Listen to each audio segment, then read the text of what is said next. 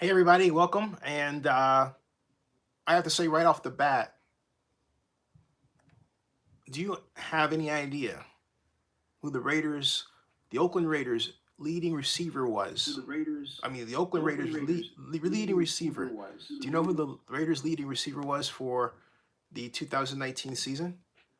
I'll save you the trouble and just tell you right off the bat, it was Keelan Doss. Yeah, Keelan Doss. Keelan Doss, the same guy that the Raiders cut. Uh, and well, basically tried to sort of put him on the practice squad and all that, and he said, "Nah."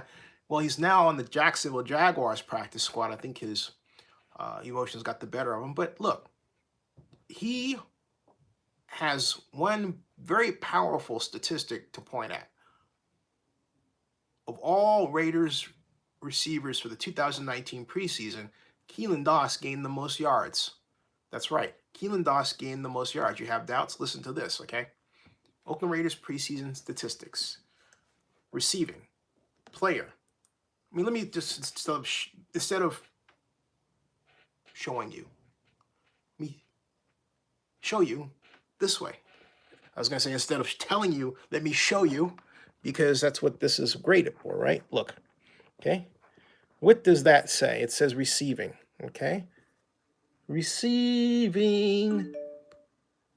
Keelan Doss, followed by Keon Hatcher, followed by James Butler, followed by Del Mornay Pearson, Rico Gafford, Marcel Aitman, Alex Ingold, Keith Smith, Derek Carrier, Paul Buntner, Ryan Grant, Mac Brown. But of all them, Keelan Doss, okay, 17 receptions, 162 yards, average 9.3 yards per, one touchdown. Longest game was 20 yards, okay? Look at that. Yards after the catch, 70. He had the second most yards after the catch, according to the football database. Keelan Doss. Keon Hatcher was behind him, 142 yards, 11 receptions. And then it goes down from there. This is the man that they cut. All right? 6'2", plays like 6'4", 211 pounds. UC Davis, wide receiver. And Gary May, the chancellor of UC Davis, was so upset that he tweeted that his short tenure as a Raiders fan was over, and he was officially a Jacksonville Jaguars fan.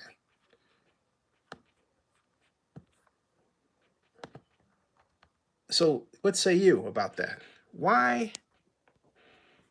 Tell me, if you dare, why was it so necessary for the Raiders to cut their leading receiver of the preseason? And what does it say? It says, hey, look, okay, in training camp, we have one set of evaluative rules which don't apply during our preseason games. We don't care if you were the leading receiver, which means that we wanted you to get the reps. We're throwing you out there. And, hey, they got him exposure enough to where he got picked up by another team. But he knows the Raider playbook. And he showed an aptitude and ability to step in and contribute right away. That's what he did. He made a lot of great relationships on the Raider squad. He was an integral part of the locker room, and then they turned around and let him go. Was it to gain ratings for I keep saying Hard Rocks. Hard Knocks? If so, that was kind of cheap, don't you think? What was Mayock thinking when he did it? Maybe he was thinking just that. Ooh, last week was kind of boring, so I'm going to give Zinni and those guys something to talk about. Wow. I cannot at all fathom the logic of letting him go. I just cannot. Yeah, but that said, let's go back and hear what Mike Mayock himself has to say about the whole deal, because I'm certain, in this day and age, everybody has a rationale for the nutty things that they do, right? Yeah, I put it that way. But it's true. There's always a reason someone gives for why they make a move. And Mike Mayock certainly has his reasons, and he discusses them. Hey, Ryan, how you doing? And he discusses them in this video, which we're about to hear in one moment. And to the extent that we can actually get the Raider video up and going. And you have to say the Raiders did not design their web for, ease of accessibility of content you're looking for. Let's see what this is. Let's listen. Okay. All right, this is first we have Rodney Hudson talking. We got a lot of work ahead of us. I'm looking forward to it. All right, that's Rodney Hudson. There should be a video here, and at any rate, there's no video here. It's Mike saying this. Mike says, "I did it all myself. I was cut 3 times, and you know how and you have no idea, excuse me, how I empathize with these kids." Let me try that again. Following the initial roster being made public, Mayock hopped on a conference call with the local media, field questions regarding the team's decision to roll with the players they kept. And I did it all myself. I was cut. This is Mike Mayock explaining things to the press. I don't have a transcript. This is on the Raider website. He says, "I was cut 3 times, and you have no idea how I empathize with these kids," Mayock said with a sobering tone. "Every cut was brutal. I had tears in my eyes with several of these kids.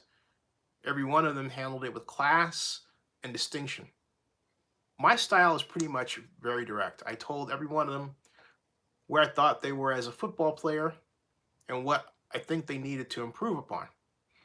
They were all direct conversations, some longer than others. You're right. I've had to do some cutting since I took this job. There have been several moves, a lot of moves.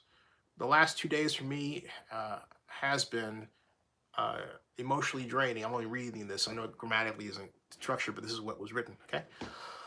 "The last 2 days for me has been emotionally draining because I know what these kids feel like sitting in that chair, and I feel just as bad as they do." And so, at any rate, there's no... they explained the Brandon Marshall move right here. All right. Brandon Marshall is a guy that took a while to get his flexibility and speed back. He worked through the OTAs, the early part of training camp, and we were just starting to see that burst we were used to. I think what really happens is we are only going to keep 4 or 5 linebackers, which is the way the NFL is going these days because of the spread offenses. The 4th or 5th linebacker has got to be a special teams player, has got to be a core special teams player. And if Brandon wasn't going to be the first guy on the base and play a high percentage of snaps, then we were going to need him to play almost all the special teams. And we really didn't see that for him. Rather than try and force it, we wanted to get him out of the door early so he had the best opportunity. And so that was that. Now, as far as the current Raider roster, you see who's in here. I'll get to that in 1 second. And, hey, Jordan Yancey said, we signed back Keelan Doss. We just now? Hold on a second, because that must have been, hey, Barry Lee, how you doing? Keelan Doss went to the Jaguars. Keelan Doss went to the Jaguars. Hold on a second. Let's see here.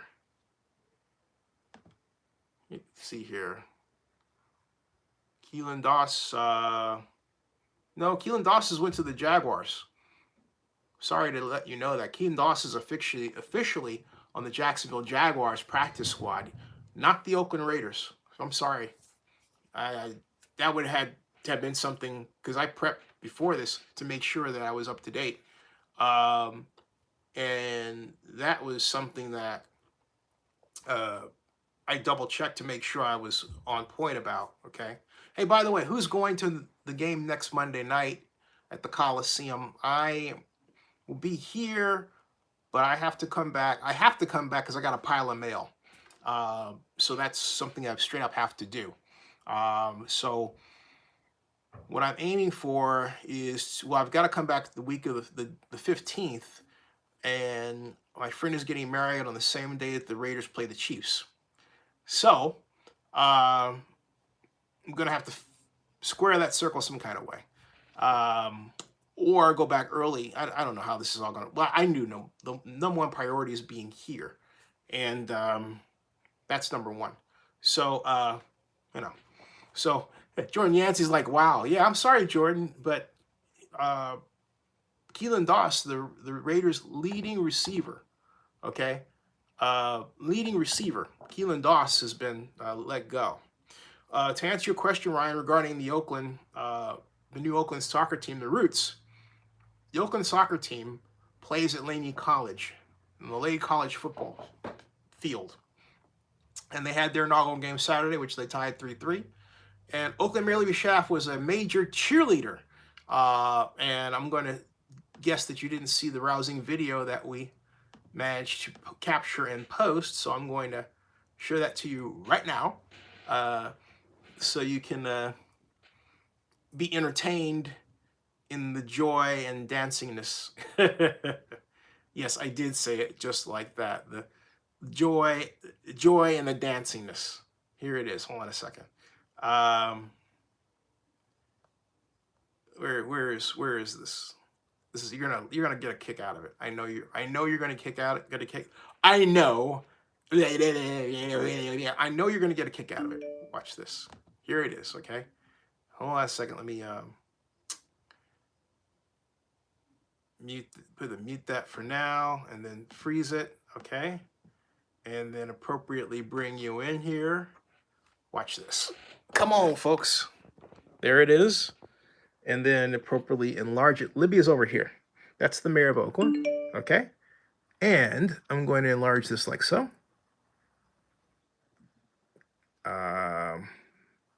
There we are. Okay. And here we go.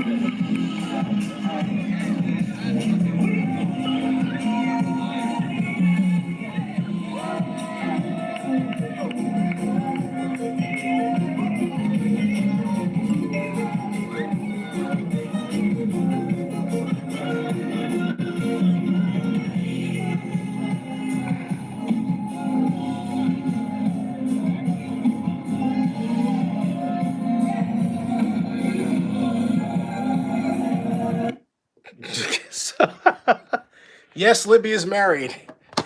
Yes, I know her husband. I have to admit, I have never seen. It's been a long time. I mean, the last time I saw Libby cut up like that, and I'm not saying that she hasn't done it, I'm just simply saying it's the last time I saw Libby cut up like that was her first inauguration when she won in 2014. That was absolutely hilarious. So the one question that I have is, well, gee, is she going to Is she going to do that for the Raiders? Will she go to Raiders game and do that? I'm just wondering. Um, and Ryan Abbott says, I may have come to the last year of Oakland. You said the A's who left Philly are staying there. The last year of the Raiders is 2020, probably. That's correct. Yeah. No, but I mean, Ryan, I'm not going to lie to you. We're not in a good space with respect to sports. And I think Libby had an ample opportunity there to make a statement regarding the future of sports. And she needs to do that and show that she understands that sports is economic development and that Oakland has the will and the initiative to complete big projects. So far, if you think about it from the perspective of economic development and Oakland's success, it's come up a big fat goose egg. Zero. Oh, it's not a major league soccer team. It's a professional soccer team, okay? But it's not an MLS team. All right. The Oakland Roots are not an MLS team. They play at Laney College. They do play at Laney College football fields. Their schedule is set. All you have to do is go to OaklandRootsSC.com. That's OaklandRootsSC.com. I repeat, that's OaklandRootsSC.com. All right. And in fact, why don't I just take you there? OaklandRootsSC.com. And I'll show you the website real quick because they play FC Juarez next. Here, take a look. All right, boom. See that? That's the website. Oakland Roots, OaklandRootsSC.com. 2 S's there. All right. You can follow them on Twitter, Facebook. All right, that's 606,183,846 minutes and counting. You can buy tickets, all right? So how much do they cost? Well, so let's click on that and find out. So tickets, that might be sold out. That's Lake Merritt, by the way. This is the neighborhood that I live in. That's the Kaiser Center over there, okay? That's Lakeside Park. This is the area. This is called Adams Point. That's the neighborhood I live in. All right. And right up here is the Grand Lake Theater area. Okay. So you want to go to the Grand Lake Theater, it's right there. Greatest movie house in the world. Greatest neighborhood in the world, folks. Greatest urban neighborhood ever. But I digress. Okay. $41 membership gets you 1 ticket for each of the remaining 3 home games. Early entry on game day, okay? VIP access to Oakland Roots membership events. Special discount on select Oakland Roots merchandise. Free member gift for Oakland Roots members. Buy now. So there you go. So $41 membership. Oh, and in case of you, for you neurotics out there, no, that was not a paid anything. I just did it because I'm wanting to see them succeed. Okay, so I say it because there's so many people like, well, did you? I did. You know, don't get me. I don't want to get sidetracked talking about neurotic people tonight. So I'm just gonna like, whatever. Moving along. Yes, moving along. All right. So Ryan says this MLS team. I told you it's not an MLS team. Ryan asks. He says Seattle does MLS and NFL game in the same stadium. Do that in Oakland and make your sales taxes back. I agree with you, you know. But my point is, the point I was going to make is we do not have that sports czar. Scott McKibben was the closest we had to it, but they basically engineered a way to get him out, which I thought was weird. Ryan Abman says $41 is insane. Oh, you mean it's too high? What should it be? But in terms of that. So let me come back to that later because I'm going to come back to the Raiders and I want to talk about Raider football and I want to talk about these roster cuts and I want to talk about the Raiders bringing in Deshaun Kaiser, okay? And so this is the officially the Raiders 2019 53-man roster looks like this. Boom. And we're going to page this is 1 through 53. That's Derek Carr, as you can see. Okay. Derek Carr, quarterback, right? And then, that's Mike Glennon, right? They don't even have names. They just have pictures. See? No names, just pictures. Oh yeah, they have a name.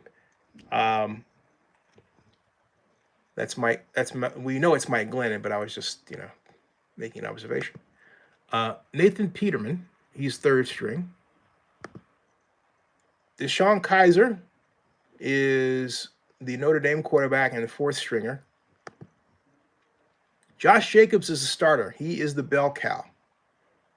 Congratulations, Mr. Jacobs. He is, as I told him he would be, the heir apparent to Marshawn Lynch. Jalen Richard returns for another tour of duty with the Raiders, as does DeAndre Washington. These guys are the mainstays of the Raiders running back core. Excuse me. Something weird there. Popped up. Okay. Alex Ingold is the fullback.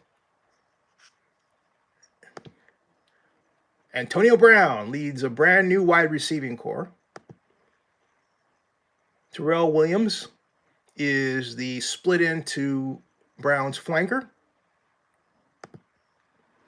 Hunter Renfrow is the modern day version of Wes Welker. Ryan Grant is the modern day version of Ryan Grant. J.J. Nelson comes to the Raiders and will make my prediction an incredible impact in a backup role. But this man, wide receiver Dwayne Harris, is the secret sauce to the speed of the Raiders. If anybody remembers his scintillating kickoff return against the Broncos last year, then you know just how fast this man is. See if we can get past these commercials for a second. There we go. All right. Tight end Darren Waller is a starter tight end.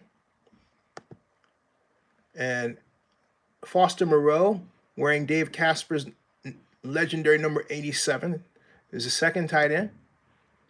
Then we have Derek Carrier, third tight end. Rodney Hudson just signed a big contract with a $24 million signing bonus. He is the Raiders' center mainstay, the modern-day Jim Otto for the Raiders.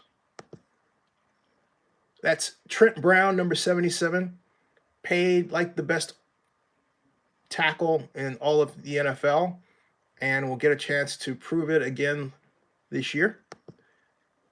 That is Brandon Parker, number 75. Hey, if you're wondering in Raider lore, what other person had a number close to that was legendary? Art. Oh, there you go. Complete the last name. All right. Gabe Jackson returns. The famous guard, number 66. Highway 66. Whoops, don't want to open that. Close that again. And we have Colton Miller, left tackle. Jonathan Cooper at guard. That's Dave Sharp, big, efficient number 72. Jordan Devey. We kept a lot of linemen. Denzel Good. Andre James, tackle. And I have to tell you that Richie Incognito is suspended. He made the team. He's suspended for the first 2 games. Arden Key, this is the active roster. Arden Key is defensive end. Then Benson Mayowa is another defensive end. Keelan Farrell is the Raiders' 2019 NFL Draft first round pick, 4th person picked in the draft. A lot of eyes have been on him this year. Max Crosby is recovering from injury. He made the team. Congratulations. Also a 2019 NFL Draft rookie and rapper. Maurice Hurst, 73. Actually isn't playing in a backup role. Got him the 5th round from Michigan last year. Jonathan Hankins, defensive tackle, is the man that essentially took the spot of Maurice Hurst. And this is a newcomer from the Chargers, Corey Liggett. I call him the menacing man, and you can see why. He menaces one of the most feared pass rushers. And then number 92, P.J. Hall, another run stuffer. I want to see P.J. Hall in a pinch alignment with any other Raider offensive tackle over the center. Pinch in a Bud Carson style old steel defense combined with some of the best linebacking practices of the Dungy defenses. And you can get a Coach Gruden bobblehead. This is the man in the middle, as you can tell by the fact that he's calling out a signal. Actually, what he's saying is, tight end right, tight end right. He's pointing to the right. Vontez Burfict, strong right, strong right. That would be Markel Lee, who is now strong linebacker. At one point, he was middle linebacker during the Del Rio years. Nicholas Moreau is a new mainstay, a new man who's managed to stick around, who arguably made it tough for the Raiders to keep Brandon Marshall. Nicholas Moreau is on your team. Tahir Whitehead at linebacker, starter. Gary and Conley, cornerback, originally penciled in at free safety. I still think that the Raiders should have gotten Cam Robinson instead of him for 24 in the 2017 NFL draft, but that's me. Of course, someone would say, hey, Robinson's injured now again. Yes, I know. Hey, Patrick and Blackman, how you doing? Great to see you. Cornerback Isaiah Johnson. Trayvon Mullen. Oakland group seating now available. Keyshawn Nixon, cornerback. Daryl Worley, intercept. Call him Mr. INT Worley. Thank you. Carl Joseph, Mr. Hitter, wearing Ronnie Lott's number. Deservedly so. Jonathan Abram, the rookie, and quite possibly a great candidate for Defensive Rookie of the Year, but I don't want to get ahead of myself, but I say that with confidence. I think it could happen. LaMarcus Joyner, an awesome blitzer and sacker. Just ask Kyler Murray. He knows. Eric Harris at safety. You see that way he's kind of clutching at his gloves? That's reminiscent of Jack Tatum.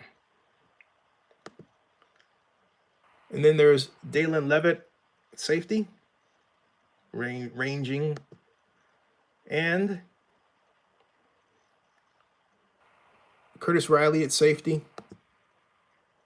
kicker Daniel Carson, left safety Trent Sieg, and finally punter A.J. Cole. And that rounds out your Oakland Raiders for the 2019 NFL season.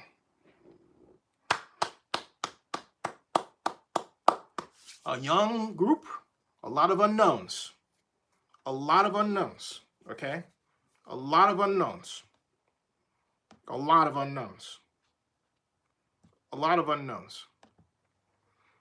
My thoughts on Deshaun Kaiser, my thoughts on the Raiders keeping 4 quarterbacks. I thought, frankly,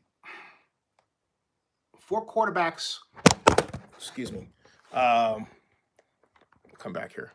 4 quarterbacks is a lot. Hey, thank you, Patrick.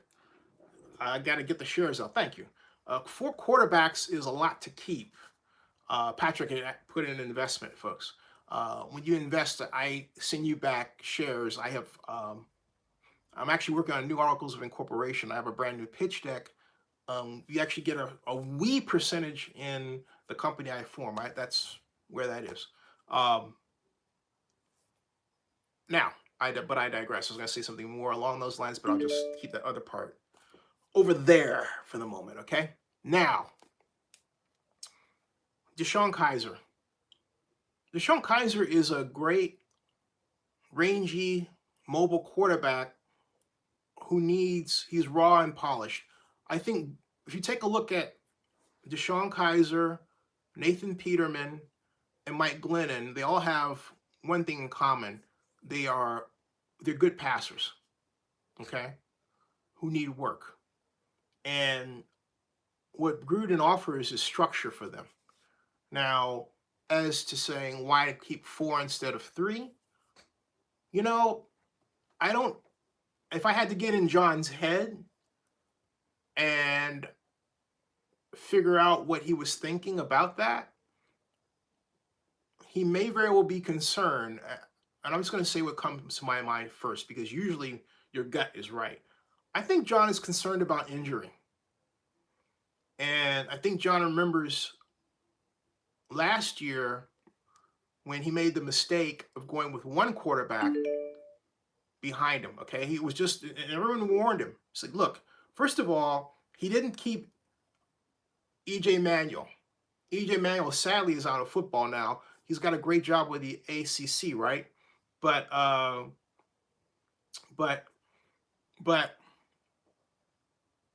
don't think that John should have went in last year with a set of quarterbacks that he had no intention of keeping once he broke camp, and that's exactly what he did. For example, if you take an unvarnished, straight, physics-only look at the release of EJ Manuel, you would find he had the quickest release of any of the quarterbacks in Raiders camp. That was true with Del Rio.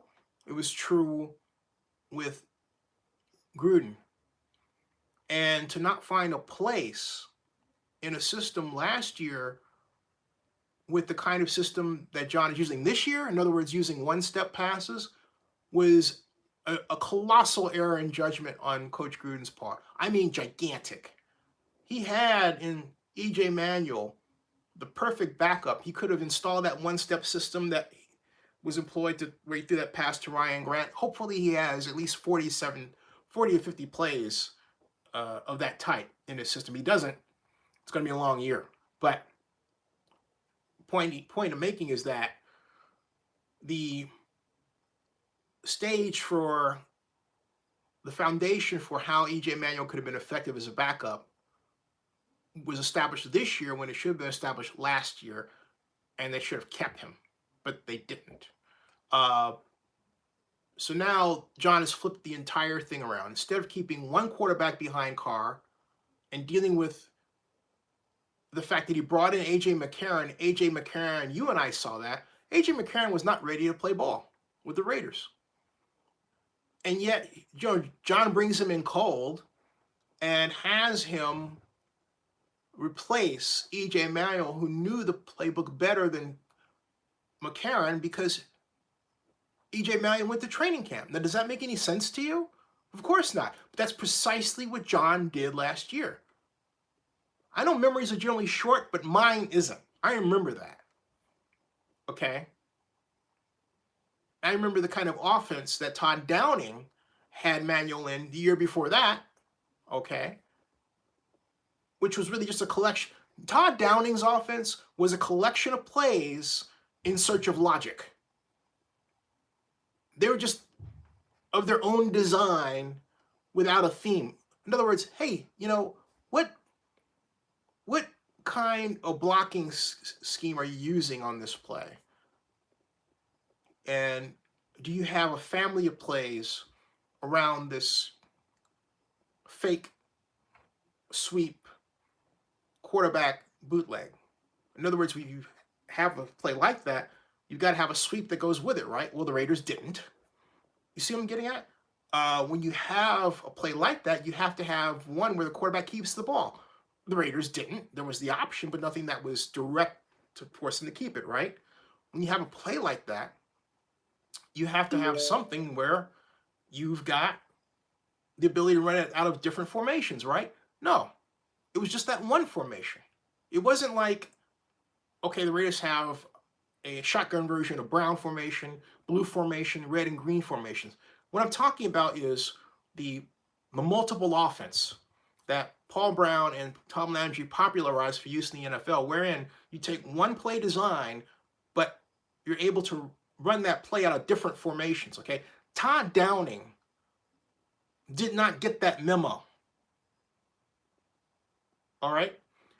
And yet E.J. Manuel was in that, and so was Derek Carr.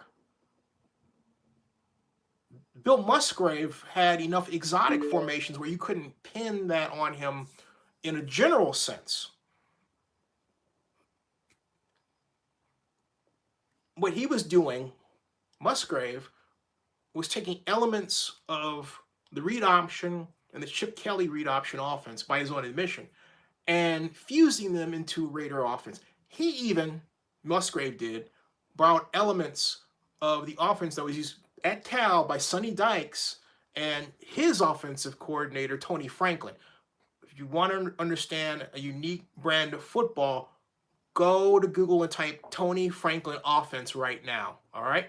So here we come, John, with his variation of the Bill Walsh to Mike Holmgren offense. Some call the West Coast offense. I call the Bill Walsh offense.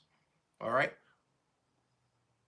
And John has stuck to the basic elements in terms of the style of run. He didn't go as far as Mariucci, John, did in terms of using zone schemes and bootlegs, which I think John is sort of missing something. But where John excels is in having a buttload of passing plays. Okay. But where John does not excel is in the proper judgment of when to use each one of those plays. That is where in the past, last year, he fell dramatically short. All right? But what John has done with this playground that he's developed is form this kind of teaching place for passers. And out of that, he thinks, hey, look, if Carr gets injured, I've got these other guys that can give me different levels of performance if I need to stick them in.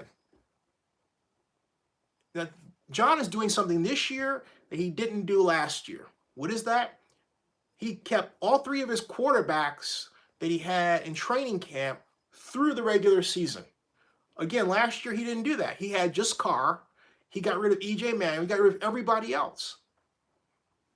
Everybody else. Okay? But this year, entirely different and more conventional and smart. I can't really explain DeShone Kizer or why he decided to keep 4 quarterbacks. I feel that he should have kept, you keep 4 quarterbacks, then it begs the question, dude, why did you have to have a 4th quarterback as opposed to keeping Keelan Doss, right? You let go of your leading receiver during the preseason to bring in someone who maybe he just felt, I think it was, maybe he felt like DeShone Kizer needed a job. Sometimes, and I sympathize, okay? Because we tend to get so caught up in the mechanics of football, we forget about the human element. And the human element is, in the case of Kizer, you have a guy who came out, he had a lot of bad luck. He went to the wrong team to begin with, but even before that, his confidence was shot when he came through the draft thinking they're blowing smoke up as what, telling him he was going to go in the first round, and then as it got closer to the draft, it was like, well, dude, you're more second round, and dude, you're more second day. And there's, from the perspective of a youngster, nothing worse than sitting in the green room in day one and then passing into day two and wondering if you're going to get drafted. And he eventually did. Some people don't handle that well. Some people leave. Look at what happened with Mark Sanchez. Okay. So, all right. So point is that you got someone there in terms of John Gruden who looked at Kaiser's situation and said, this guy got a raw deal. I think I can keep him off the streets and keep him in a rehabilitation mode. And that's what he's doing. I don't think it has anything to do with strategy. I don't think it has anything to do with a slap on any of the other two quarterbacks he kept. But John is truly trying to develop a stable of quarterbacks that he can teach and improve, and maybe, hey, he gets some draft pick relief for them. That's a Mayock pull. Okay, that's a Mayock thing.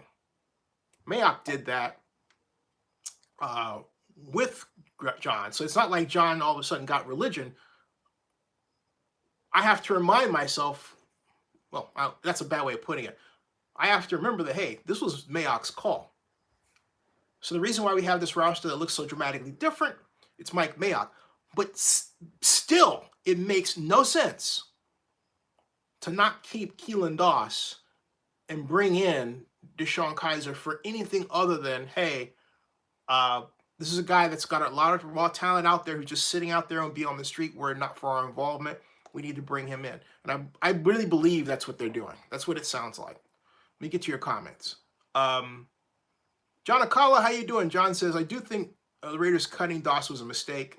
Ryan Abbott says Fitzpatrick or Fitzmagic is ready. He's talking about the Dolphins. He thinks he's going to get killed in Miami. Ryan Abbott says Fresno is awful without the Carr brothers. Right? Rob Iman says, I like how Reyna played for Fresno State last night. Hey, how about Jeff Tedford? Jeff Tedford was the coach at my Cal University of California at Berkeley. I thought Jeff did a great job for most of the time he was there. And were it up to me, I just went right after him and brought him back. And so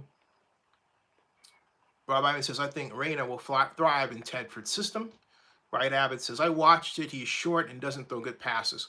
Rob Iman says, give him a few games, Ryan. He did a great job scrambling. Joseph Amenduras, how you doing, Joseph? Hey, Joseph, you can start your own live stream anytime you want. Not right now. I prefer you not to, but I'm saying don't necessarily wait for me. You have the format. You have it down.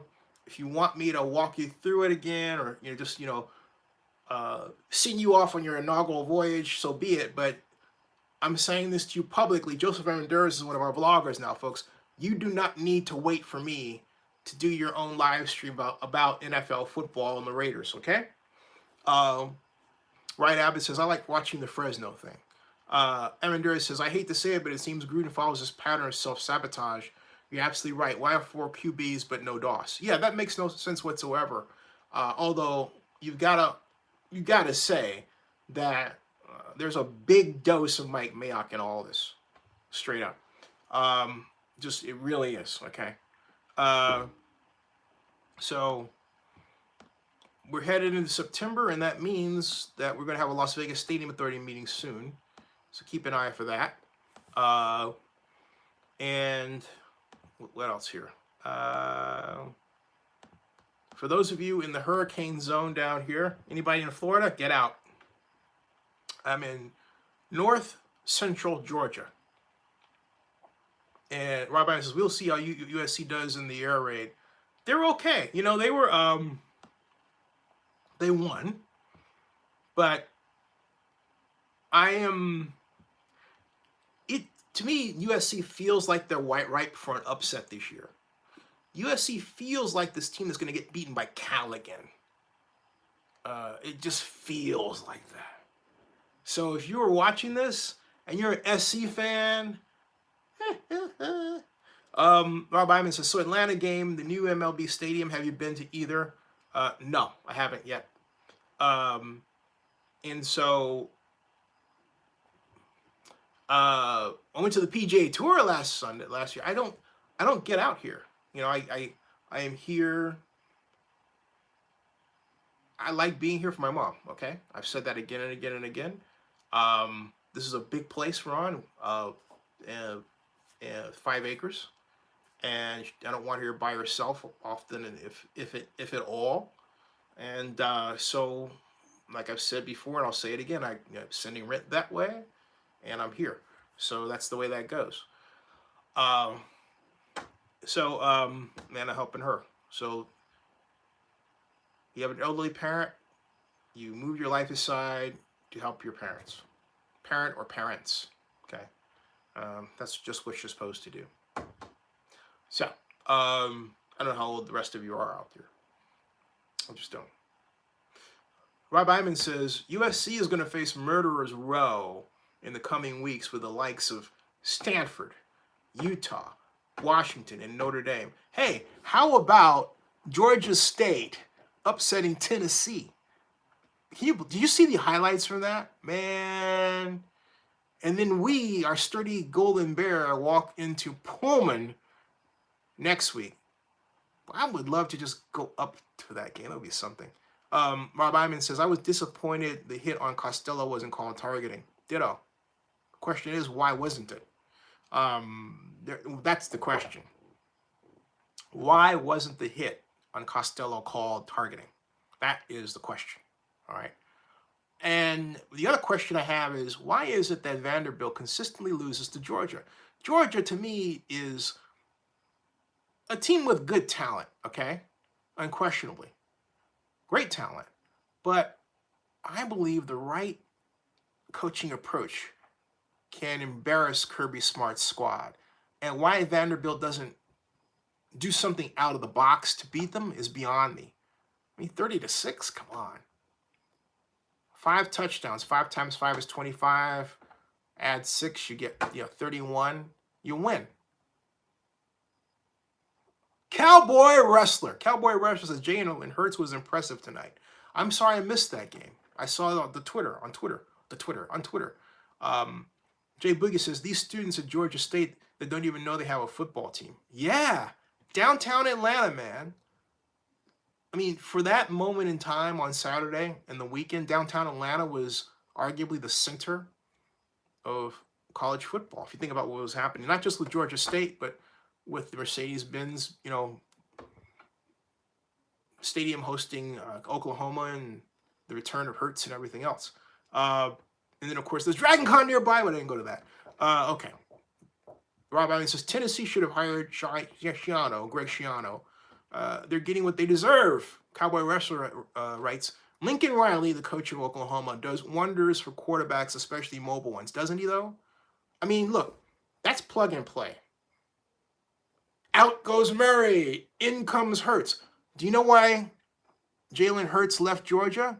Because, I mean, he thought he wasn't being allowed to play for reasons that he also had a racist incident. So he said, to heck with this. I'm leaving, and I'm going. What am I talking about? Jalen Hurts was with Alabama. Sorry about that.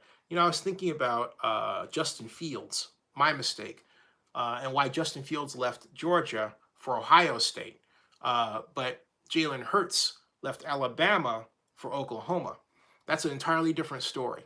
So I apologize. But, the other reason I had them both in mind is because they play a lot alike in similar systems. And the simple fact of the matter is separating what happened to Justin Fields for a moment. The fact of the matter is that Georgia was not going to play the kind of system that he's excelling in at Ohio State. But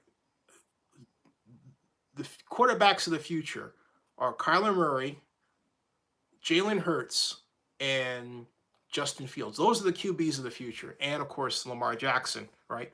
So Jay Boogie says Justin Fields felt he was better than Jake Fromm. And he just proved it. I mean, so, Justin Fields basically proved it. He went from Georgia to Ohio State and threw the most touchdown passes in the first game of any quarterback, I believe, in Ohio State history. Wow. I mean, okay. And Ryan Abbott says, go to Atlanta Braves do game stadium. Okay. And then Rob Ivan says, why are you such an Atlanta guy? Are you here? Are you around here? At any rate, Rob Iman says he would be a hit with Kirk Cousins in Minnesota if they move on from Zimmer after this season. Yep. Jay Boogie says Justin Fields feels he was better than Jake Fromm. Ryan Abin says do a live podcast. And then Jay Boogie says I agree he's better. Just a little programming note, folks. I do vlogs. I don't do podcasts. Okay? You can make this a podcast where you just hear my voice, right? But I'm a YouTube partner. I vlog. This is what I do. I'm not going to do podcasts just because people think podcasts are cool.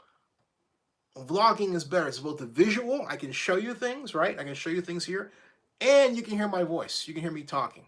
So I believe this is the medium of the future today. I believed it when I started doing it more than a decade ago.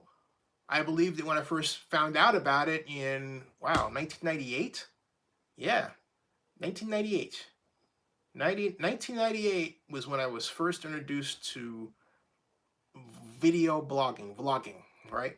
As an idea by a Yahoo listserv called Vlogging. But I digress. Cowboy Wrestler says, I think Minnesota's going to win the NFC North this year. I think the Bears will spiral downward. Packers will do nothing, and the Lions are, of course, trash. Eric, the Raider fan, says, Raider Nation, what up, Eric? How you doing? And I'm gonna use Cowboy Wrestler's comment as a jumping off point for something that I want you to see at Oakland News Now. It's an entry that was made here, and it goes here. It's at Oakland News Now, okay? And here it is, right? It's right here. Boom. Okay, and this is the NFL preview by David Squires. Okay, David Squires is one of my longtime bloggers. I haven't made him a vlogger yet.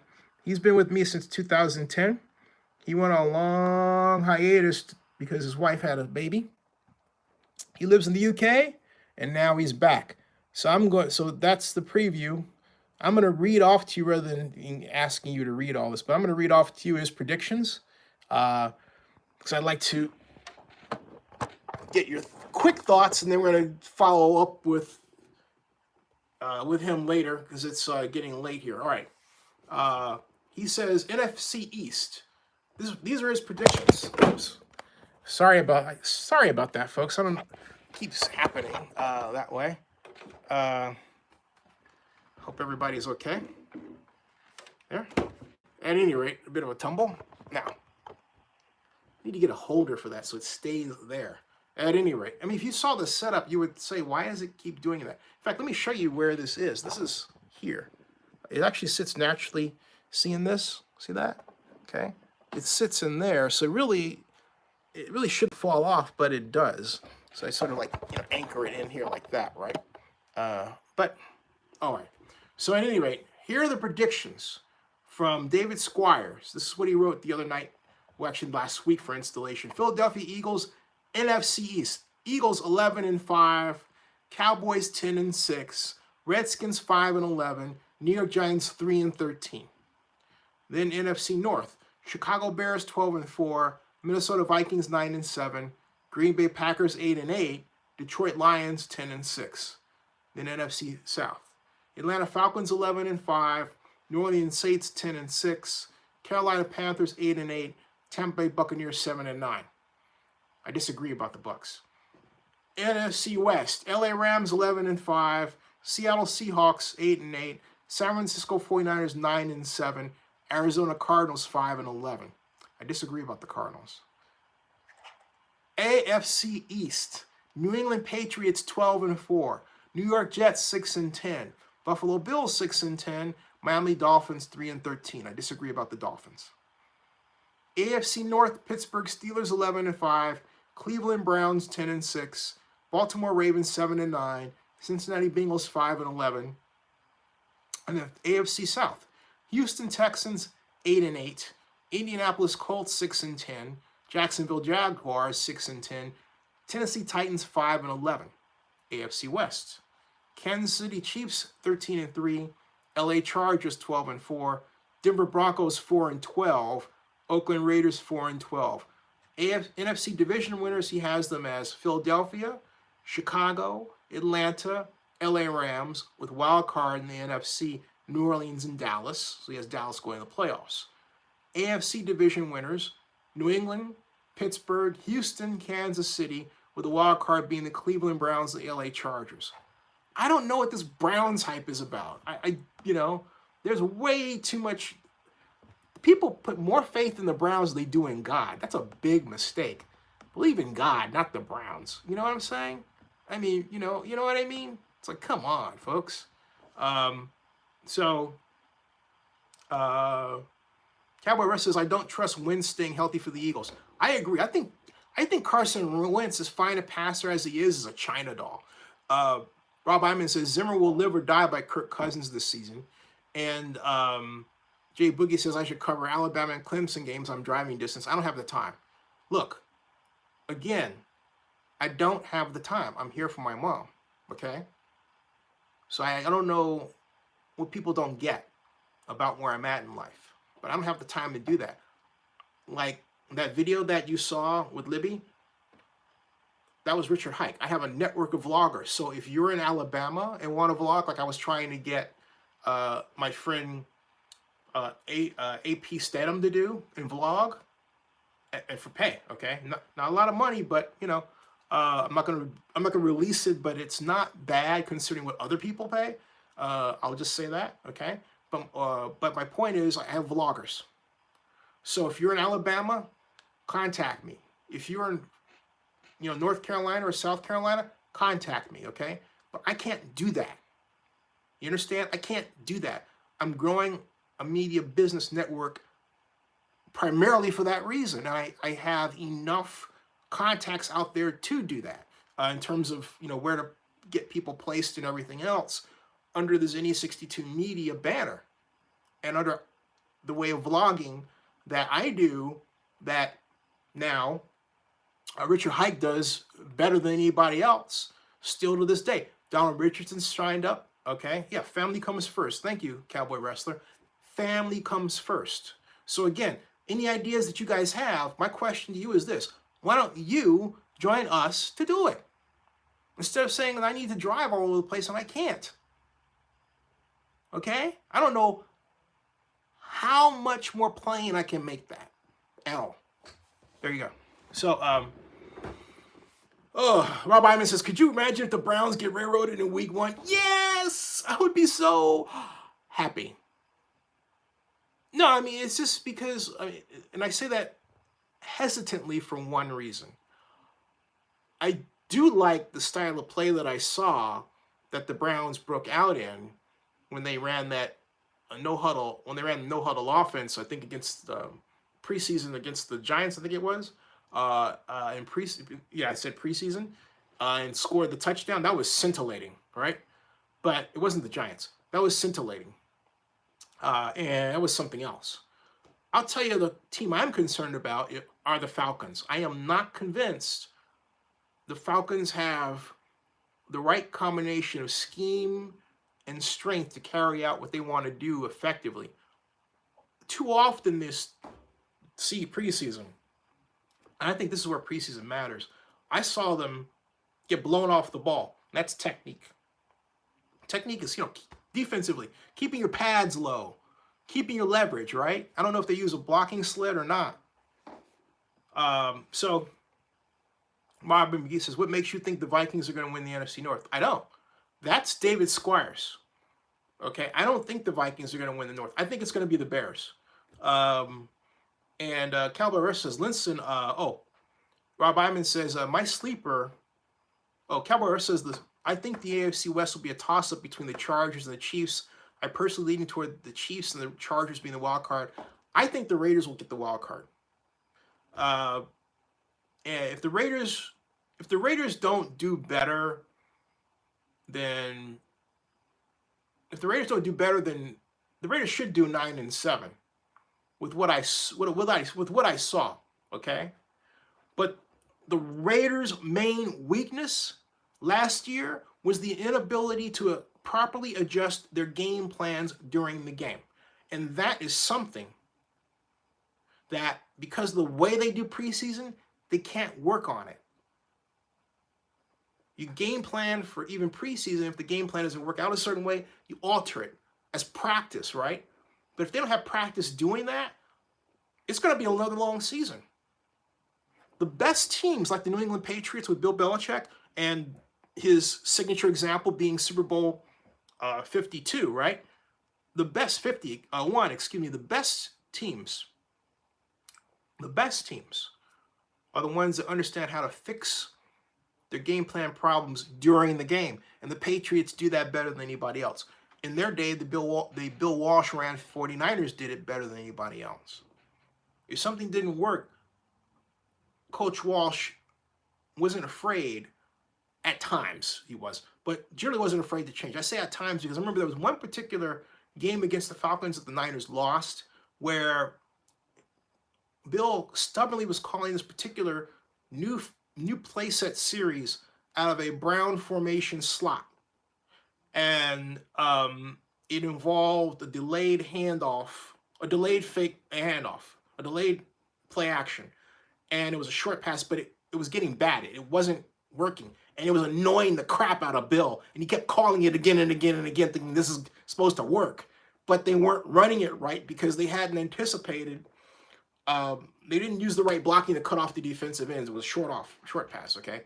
But that's one example where Bill can get a little kind of like buggy that way.